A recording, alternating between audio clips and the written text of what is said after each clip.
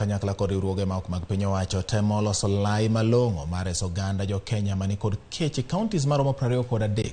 Jokor chal mar kor lwasi geno ni koth ma dwe mar 10 kod ma dwe mar 12 ema dipo ni nyalo kelo resruok ne gwenge mamoko mathurka. E gwenge mag nyandwat mar Kenya pod gin gi oro kod kech mamedo hinyo jopiny kod jamni. Kaka Walter Nyambagalero, oro mag gwenge mag Mandera medo kelo tho kendo geno mar jopiny bende medo mana duono.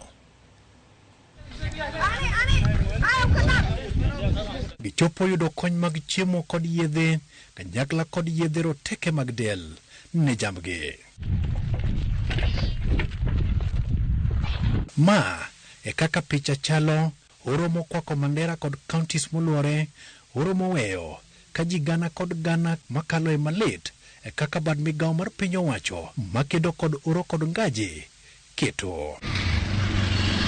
E gwenge mag Garba Koli, e geng boma ma Mandera, Mohamed Dakane, jabilek mar jamni, riwruok mok mar piny owacho Rural Agency for Community Development Assistance Rashida, riwruok mar piny owacho, ogwelo jogweng' mahoro kod ngaji, kachiel kod kech maliyo muomo. Mohamed chiwo kony ne ute 80, kendo ot ka ot yudo gonde 6 mag chiemo manyalo kogi kuom dweche 3. Sadia Abdi en achiel kuom jok ma hapgi oneno kawuono. Gi nyithinde okawo gunde punde kod othiwi mar wuodhe ma bechgi tek ndware gweng'ni. Abdullahi Mukhtar luoro mare en ni en kod jogweng' mangima beche tekie kendo pimonwa chal margi. Yien tuo, lum tuo, gweng' dung' mana buru.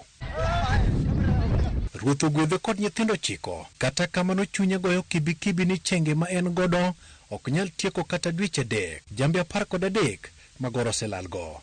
To kata modong' 7 bende chiemo mantiere ok nyal romogi. Giwacho ni Nyasaye manyalo resogi nochako duka higa mar 2019 opimonwa ni opodho kendo mwandu oduono pep mana mabede emodong' ka ochung'. E gweng' mar Garba, Mohamed pod kwayo sir mag piny owacho kod ji giwegi. Erokamano ne kony ma aseyudo. Wakwayo Nyasaye mondo omedre. Wamwa mauka e kendo wachopo e gweng' makaro. Jogweng' rango roya mathuthni kata gichung' okokni gi chiemo, ranyisi ni ngima ni matek. Abdikadar Hassan mar Rashida pogo chiemo kendo lai rabora. Choke mag punde, dhok, diek kod rombe otiap. Ranyisi mar ni koth pok ochwe kuom thuolo malach. Warado kod Adea Isaac en kod dhok 11, 2 osetho. Dalane chandruok nobede wendo mojoge. Okono wane wuon pargi odak kod owetene nikech pek mar pidhogi, kata kamano oramo ni obiro mana bede dalane no kata tek manade. Kar yudo pi minyalo budo godo duondi otwo. Dieri ni koth pok ochwe kuom thuolo malach. Waromo gi Mohamed Abdirahim. Otiyo mar pong'o tangi 8 manyalo konyo jogweng'. Halima Dowo emokwongo kawuono yudo mwandu manengone tek kapok odok pacho luoko lepe kod sainde. Asha Malim, achiel kuom jok moyudo omenda mar piny owacho mar jolo ngima, en kod nyithindo 10 mopidho. Wuon mare onge kod tich kendo ni kod kwayo. Tafadhali tunaomba hata wanawakatiria mimi nilisema emergency yote mkubwa ukwenda Rashida. Kwa sababu ninabenda nilete pesa haraka. Wala nje zingine wanasaidia watu. Lakini wanakujaleta msaidia winajalewa lakini Rashida bana chalewa kitu. Horo kudho kendo Abdirahim Hassan winjo pek. Onge kata teko mar ting'o wiye. En kod nong'no kendo ohol. Laktar wacho ni thoth nyithindo kod jok madongo ni kod nong'no ka mathoth. 5.1% falls in the category of severe acute malnutrition.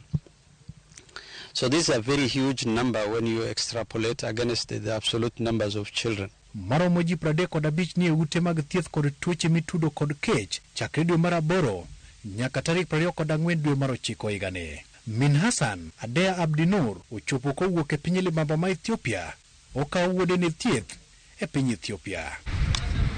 Jopiny Somalia kod Ethiopia biro yudo thieth e osiptal mar kaunti ma Mandera. Ranyisi ni kony dwarore. We are likely to have the fifth rain failing, which now really can translate into a disastrous situation. Walter Nyambaga, Ramogi TV.